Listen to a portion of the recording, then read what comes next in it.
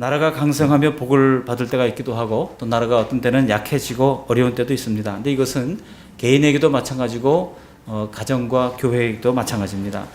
하나님을 배반하고 우상숭배에 빠지면 어려움을 겪고 또 하나님의 말씀대로 잘 섬기면 하나님이 주시는 국가와 민족의 복을 받게 된다고 하는 것이 구약 성경의 패턴이었어요. 순종의 결과는 축복이고 불순종의 결과는 하나님의 심판이며 패망이라고 하는 그 공식 같은 이 엄중한 역사의 교훈, 그것을 우리가 때로는 그래 너나 복 받아라, 나는 그런 뭐랄까요, 이 기복신앙을 난 안 섬기겠다. 그런데 제가 옛날 대학생 때 우리 송인규 교수님, 지금 이제 은퇴를 하셨습니다만은 이분이 참된 복이라고 하는 소책자를 썼어요. 참된 복은 보통 교회에서 말하는 그런 그 복이 아니고 사실은 주님을 위해서라면 바울처럼 핍박도 받고 가난하게도 되고 그런 것도 능히 감당할 수 있는 복이 참된 복이다. 그렇게 얘기를 하시더라고요. 그래서 이 기복신앙을 아주 신랄하게 비판을 했어요. 그 강의를 듣고 얼마나 은혜를 받았던지 저도 한동안 이 기복신앙에 대해서 엄청난 비판을 하면서 다녔습니다. 그런데 제가 성경을 처음부터 다시 한번 이 복에 관한 것들을 다 동그라미를 치면서 보기 시작했어요. 성경에 얼마나 복에 관한 말씀이 많은가를 제가 깨닫게 됐습니다.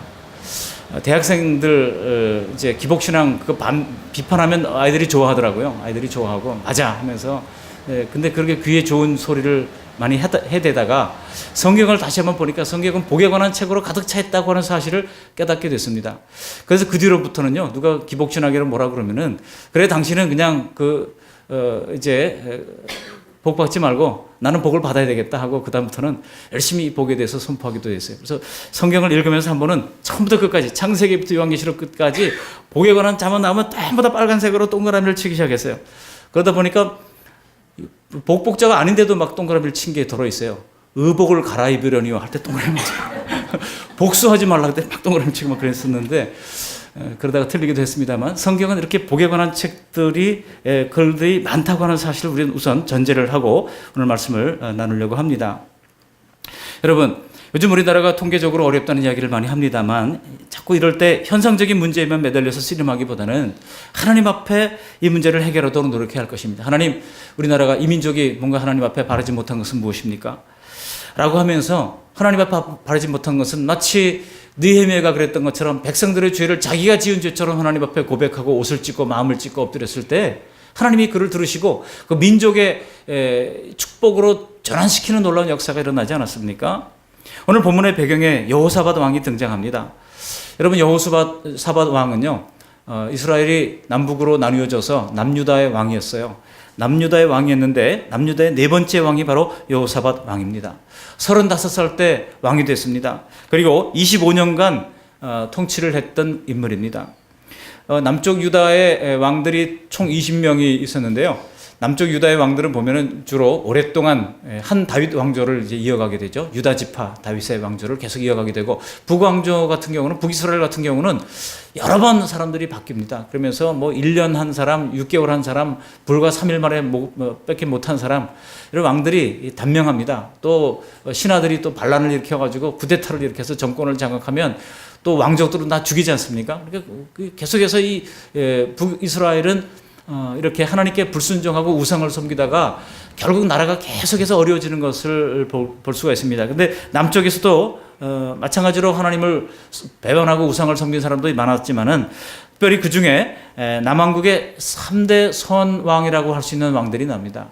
그 사람이 바로 첫 번째가 4대 왕이었던 이 여호사밧 왕이고요. 두 번째가 13대 왕이었던 히스기야 왕입니다. 그리고 세 번째가 16대 왕이었던 요시야 왕입니다. 그래서 이 왕들이 이 통치 기간이 굉장히 길어요. 어느 정도로 기냐? 오늘 여호사밧 왕은 몇 년 동안 통치했다고요? 35살의 왕이 돼가지고 25년간 통치했습니다. 그 다음에 히스기야 왕은요 29년간 통치합니다. 훨씬 더 길죠. 더 나아가서 요시야 왕은요 31년간 통치를 합니다. 이 3대 성군들이 보면은 오랜 세월 통치를 하면서 이스라엘을 잘 다스리게 되는 것을 볼 수가 있습니다. 이들이 다스리던 시절에는 나라가 흥왕하고 부강했습니다. 오늘 여호사밧이 받았던 그 형통의 역사를 함께 잠깐 살피면서 은혜를 나누고자 합니다. 그렇다면 형통한 이유가 무엇입니까? 하나님께서 형통하게 해주셨기 때문 아니겠습니까? 근데 무엇 때문에 형통했느냐는 거예요.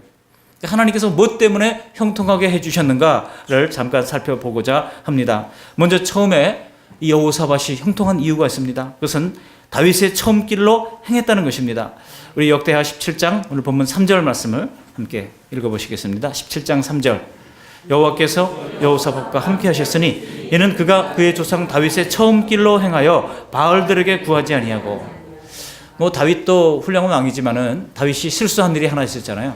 그래서 여러분, 다윗은 바세바 사건을 기점으로 해가지고 다윗의 전반부와 다윗의 후반부로 이렇게 나누는 것을 알 수가 있습니다. 그래서 다윗의 처음 길, 그것은 무엇입니까? 하나님을 철저히 신뢰하고 의식하면서 따랐던 그의 인생입니다. 다윗이 그야말로 상승곡선을 계속 할 때입니다. 물론 범죄 후에도 그가 회개하고 다시 바른 자리로 돌아온 점에서는, 그런 점에서 다윗도 훌륭하지만 범죄 이전의 상태는 정말 하나님을 온전히 따랐기 때문에 하나님께서 그에게 복을 부어주셨던 것을 볼 수가 있습니다. 그래서 사무엘하 전체의 내용이 바로 이 다윗의 생애를 보여주는데, 그가 하나님 앞에 성실했을 때 얼마나 흥왕했는가 하는 것을 사무엘하 1장에서 10장까지 이제 잘 보여주고 있습니다. 하나님께서 다윗을 강성하게 하셨고, 그 강성하게 하셨다라고 하는 표현들이 두 번이나 나옵니다. 사무엘하 3장 1절, 또 사무엘하 5장 10절. 그리고 그러면 지위를 높여주십니다. 사무엘하 7장 8절. 그리고 어디를 가든지 함께 있어 주십니다. 사무엘하 7장 9절. 이런 하나님과 동행, 하나님이 높여주심, 이런 걸 체험했다는 거예요. 뿐만 아니라 그를 존귀하게 만들어주신다고 말씀합니다. 사무엘하 7장 9절 하반절에 보면 하나님이 그를 존귀하게 만들어주셨어요. 그리고 어디를 가든지 이기게 하시는 상승장군의 은혜를 허락해 주셨는데, 사무엘하 8장 1절에서 4절이 그것을 말씀하고 있습니다. 그렇지만은 그가 범죄한 이후에는 하나님께서 그의 모든 복을 하나하나 이제 내려놓게 하시는 것을 볼 수가 있습니다. 그것이 사무엘하 11장에서 20장까지 기록되고 있는 것입니다. 그렇지만은 여호사밧은 어떤 인물입니까? 이 여호사밧은 분열된 왕국 남유다의 4대 왕으로서 다윗이 범죄하기 이전의 처음 길, 다윗이 범죄하기 이전에 처음 길을 하나님이 함께 하시고 그를 존귀하게 만들어주시고 그를 높여주시고 상승장군의 은혜를 허락해 주셨던 그런 때와 같이 하나님 앞에서 바로 행하는 그런 일들을 행했다는 거예요. 이게 여호사밧이 첫 번째로 했던 일입니다. 다윗의 처음 길과 같았다는 거예요. 두 번째, 이 여호사밧이 했던 일이 있습니다. 어떤 일입니까? 조상의 하나님께 구했다는 겁니다. 우리 4절 말씀을, 오늘 본문 역대하 17장 4절 말씀 함께 읽어보십니다. 오직 그의 아버지의 하나님께 구하며 그의 계명을 행하고 이스라엘의 행위를 따르지 아니하였음이라. 여기 전반부에 뭐라고 그랬어요? 그의 아버지의 하나님께 구하며라고 말씀하고 있습니다. 당시 여호사밧은 모압과 암몬과 세일산 주민들이 연합군을 형성해가지고 이 남유다를 쳐들어왔을 때 하나님께 간구했습니다. 그리고 백성들에게는 금식을 선포하고 함께 기도하자고 그렇게 마음을 이제 모으게 했습니다. 그리고 하나님 백성들에게 하나님과 선지자를 신뢰하라고 말씀하면서 선지자들을 세워서 그들로 하여금 하나님의 말씀을 가르치게 했던 것입니다. 그리고 레위인 중심의 찬양대를 조직해서 찬양을 하게 하고 백성들에게는 이제 간절히 하나님 앞에 엎드려 기도하게 했던 것입니다. 그때 하나님께서는요, 적군들이 들어오다가 자기네들끼리 막 이제 칼을 치고 싸우게 해가지고 다 패망하게 만들어 주셨던 것입니다. 여호사밧은 기도함으로 말미암아, 찬양함으로 말미암아 칼 한 번 쓰지 않고도 그냥 승리하게 하는 그런 은혜를 얻게 됐습니다. 그것이 역대하 20장에 나오는 얘기입니다. 그는 평시에 스스로 강하게 하고 나라를 방비하기도 물론 했습니다. 스스로 국방력도 키우고 군사력도 키우고 경제력을 튼튼하게 위해서 애를 썼습니다. 그렇지만은 그 모든 과정 가운데 그가 자신을 의지하지 않고 내가 이 모든 업적을 이루었다 자만하지 않았습니다. 오직 하나님만을 더 의지하고 그렇게 섬겼다는 것입니다. 우리가 우리 자신의 노력도 중요하지만 그것보다 하나님을 더 의지하는 것이, 하나님의 주권을 먼저 더 인정하는 것이 가장 중요하고 또 올바른 순서라고 하는 것입니다. 여호사밧이 이렇게 조상의 하나님께 먼저 구했다는 거예요. 그리고 세 번째는 무엇입니까? 하나님의 계명을 행했습니다. 이게 4절 하반절을 보시면 그런 말씀을 순종해서 전심으로 여호와의 도를 행했습니다. 4절만 있는 게 아니에요. 우리 6절에도 동일한 말씀이 있는데요. 우리 6절 말씀 함께 읽어보시겠습니다.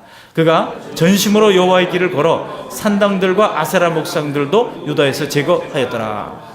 여기 보시면 그가 우상을 제거했다는 겁니다. 3절 하반절에도 보면 바알에게 구하지 아니하고라고 말씀하고 있는데, 바알에게 구하지 않을 뿐만 아니라 6절에 보면 아예 그런 우상을 제거하는 일들을 그가 감당해 나갔다는 것입니다.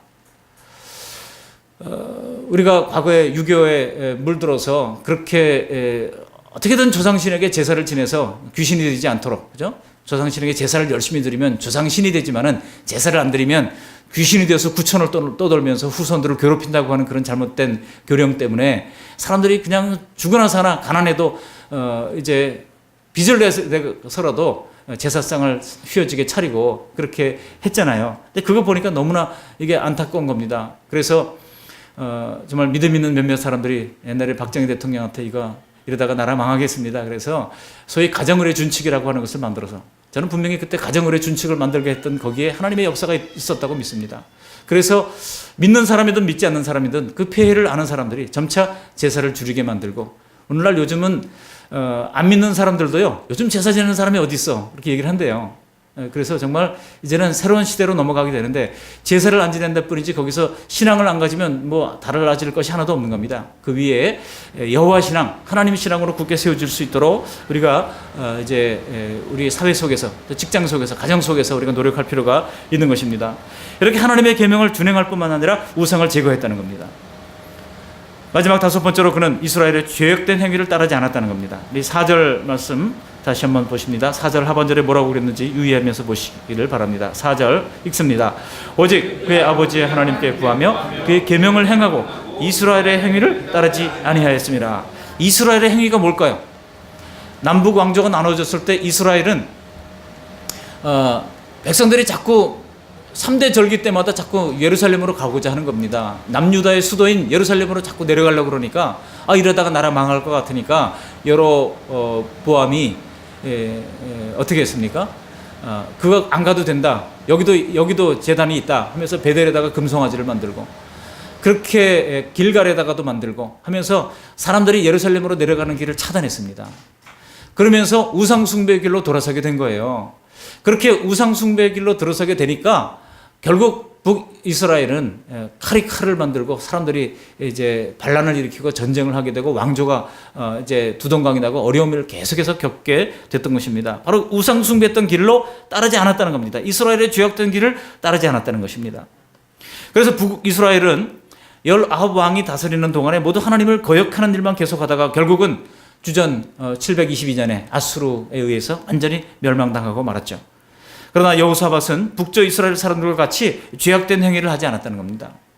이렇게 여호사밧이 했던 행위를 크게 5가지로 요약할 수 있어요. 첫 번째, 다윗의 처음 길로 행했죠. 그리고 조상의 하나님께 구했습니다. 그리고 세 번째, 하나님의 계명을 준행했습니다. 또 우상을 제거했습니다. 마지막으로 이스라엘의 죄악된 행위를 따르지 않았습니다. 따라야 할 것, 따르지 말아야 할 것을 그가 엄중히 구분해서 살았다는 것입니다. 그랬더니 하나님께서 그에게 복을 부어주셨다는 거예요. 어떤 복을 주셨습니까? 여기 5절 전반절을 보시면 이렇게 얘기하고 있죠. 우리 5절 말씀 같이 한번 읽어보실까요? 5절. 그러므로 여호와께서 나라를 그의 손에서 견고하게 하시매 유다 무리가 여호사밧에게 예물을 드렸으므로 그가 부귀와 영광을 크게 떨쳤더라. 여기 그러므로라고 하는 이 말은 그의 행위에 하나님이 어떻게 보답해 주셨는가 라고 하는 전환되는 문맥을 전하는 이 내용입니다. 그러므로 하나님께서 어떻게 해주셨는가? 첫 번째로 여호와께서 여호사밧과 함께 해주신다는 사실이 3절에 드러납니다. 전지전능하신 하나님께서 함께 하시면 모든 문제를 다 해결할 수 있지 않겠습니까? 내 힘으로 그냥 하려고 허덕이다가 결국 쓰러지지 않고 하나님께 구하면 하나님께서 함께 해주십니다. 하나님은 우리의 보호자요 하나님은 우리의 목자가 되십니다. 여호와는 나의 목자시니 내가 부족함이 없으리로다. 다윗이 그런 고백을 할 수 있었을 때, 여러분 다윗이 평안할 때 그런 고백한 거 아니에요. 아들 압살롬이 반란으로 말미암아 도망갈 때 그가 그런 고백을 한 겁니다. 여호와께서 나의 목자시다라고 하는 것을 고백하는 사람은 이제 어떤 외적 세력이 있다 할지라도 능히 이길 수가 있다는 것입니다. 그 함께 하심에 임마누엘의 복을 허락해 주셨다는 거예요. 두 번째로 어떤 복을 받습니까? 여기 5절을 전반절에 있는 것처럼 나라를 그의 통치하에서 견고하게 하셨어요.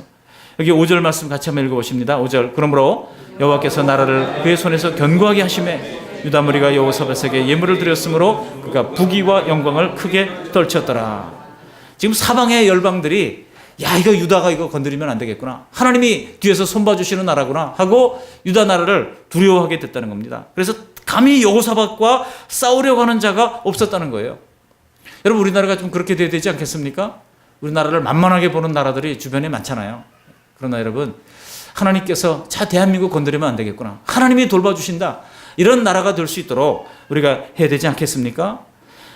하나님께서 여호사밧에게 그처럼 나라가 견고해지는 복을 주셨다는 겁니다. 함부로 건드릴 수 없는 나라. 그래서 막 사방에 두려움이 임하고 오히려 누가 시키지도 않았는데 먼저 조공을 바치겠습니다 하고 조공을 바치는 사람들이 막 일어나게 됐다는 겁니다. 그러는 사이에 여기 10절 보시면 그의 통치력이 12절 보시면 점점 강화됐죠. 그리고 이제 군사력도 13절 이하 19절까지 보면 군사력도 점점 더 강해지는 것을 볼 수가 있습니다. 세 번째로 하나님께서 어떤 복을 주십니까? 그에게 부귀와 영광이 크게 떨치게 됐다는 겁니다. 여기 5절 하반절에 그것을 말씀하고 있죠. 여러분, 백성들이 여호사밧에게 예물을 드립니다. 주변 국가도 조공을 갖다 바칩니다. 그래서 부를 저장하기 위하여 국고성을 건축하기 시작합니다. 결국 여호사밧 시대의 나라의 부귀와 영광을 크게 떨치게 됐다는 겁니다. 하나님이 하시니까 이렇게 가능한 거예요. 여러분, 요즘 뭐 중국이 뭐 굴기, 중국 굴기, 뭐 중화에 이제 힘을 보여주자 하면서 선언하고 그러는데, 이게 굴기가 뭐냐 봤더니 다른 게 아니더라고요. 성경적으로 말하면 일어나 빛을 발하는 거예요. 굴기가 다른 게 아닙니다. 일어나 빛을 발하는 거예요. 유다가 조그만 나라였음에도 불구하고 그야말로 일어나 빛을 발하는 나라가 되니까 다른 나라들이 먼저 머리를 조아리고 와서 이제 조공을 바치고, 그래서 나라의 위신이 크게 신장되는 그런 역사가 일어나게 됐다는 것입니다. 말씀을 정리합니다. 여호사밧은 하나님 앞에 바로 행하여 자신과 국가가 하나님께 복을 받게 했습니다. 자신이 하나님 앞에 바로 섰을 뿐만 아니라 백성들을 바르게 지도하고 인도했습니다. 그 결과로 정치적으로도 경제적으로도 부강한 나라를 만들게 됐습니다. 여러분, 여기서 우리가 여호사밧 자체가 얼마나 그가 부를 누리고 뭐 수를 누렸는지 거기에 대한 기록은 없어요. 여호사밧이 그렇게 함으로 말미암아 그 나라가 부강해졌다는 겁니다. 우리는 모든 이 복을 너무나 개인적으로만 적용하려고 그래요. 그렇습니다. 여러분, 개인적으로는요 어려움이 있을 수도 있습니다. 우리가 예수 믿으면서 바울처럼 온갖 고난을 당하고 어려움을 겪고 투옥되기도 하고, 또 이제 40에 하나 감한 매를 태장이죠. 태장으로 그것을 5번이나 매를 맞고, 또 일주일 동안 풍랑 가운데 살 소망이 끊어지는 그런 일들도 당했고, 그가 온갖 어려움과 고통을 다 당하기도 했습니다. 그렇지만은 여러분, 사도 바울로 말미암아 얼마나 많은 사람들이 빛을 봤습니까?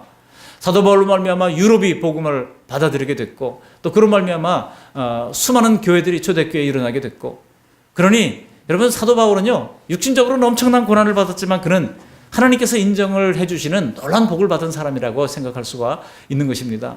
그렇기 때문에 복을 단순히 우리 이 땅에서 잘 먹고 잘 살고 뭐 좋은 차를 타고 좋은 집에 살고 이게 복이 전부가 아니에요. 그것을 넘어서는 복이 있다고 하는 것을 우리가 알아야 됩니다. 그러나 중요한 것은 무엇입니까? 하나님을 이렇게 순종하고 하나님께 헌신하는 사람에게 대하여 하나님께서는 그의 나라와 그의 가정과 그의 주변 사람들이 덩달아 복을 받게 하신다는 거예요. 요셉이 여러분 얼마나 하나님 앞에 성실했습니까? 그랬더니 여러분, 요셉으로 말미암아 보디발의 집이 복을 받았어요. 요셉은 그 집의 종인데, 지금 종이 하나님의 뜻을 따르고 영원롭게 하니까 그의 집이 덩달아 복을 받는 거예요. 여러분, 이것을 축복의 통로라고 합니다. 우리 모든 우리 그 말씀교회 성도님들이, 특별히 오후 예배에 참여하는 여러분들이, 오전 예배는 사람들이 많은데 오후 예배는 적잖아요. 오후 예배에 참여하는 여러분들을 통해서 하나님이 축복의 통로가 되어서 내가 가는 곳마다 복이 흘러넘치는 그런 축복의 통로가 다 되시기를 주님의 이름으로 축원합니다. 아멘. 고마우신 하나님, 날마다 귀한 주님의 말씀 들려주셔서 감사를 드립니다. 12월 첫 주 세월은 덧없이 흘러가지만 그 가운데서 우리는 여호사밧처럼 다윗의 처음 길로 행할 수 있도록 도와주시고, 하나님 앞에 성실하게 하시고 조상의 하나님께 구하기를 기뻐하도록 도와주시고, 하나님 제일주의로 살아갈 수 있도록 내리워 주옵소서. 여호와의 계명을 전심으로 순종하게 하시고 우상을 제거하고, 우리 속에 있는 눈에 보이는 우상뿐만 아니라 우리 마음속에 하나님보다도 높아진 것, 하나님보다도 사랑하는 것, 그런 것들을 겸손히 내려놓을 수 있도록 도와주셔서 마침내 하나님이 함께 하시는 임마누엘의 복, 또 나라가 견고해지는 그런 은총의 복, 풍성하게 되는 복을 받아 누릴 뿐만 아니라 축복의 통로가 될 수 있는 복된 인생 다 될 수 있도록 은혜 위에 은혜를 덧입혀 주시옵소서. 예수님의 이름으로 감사하며 기도합니다. 아멘.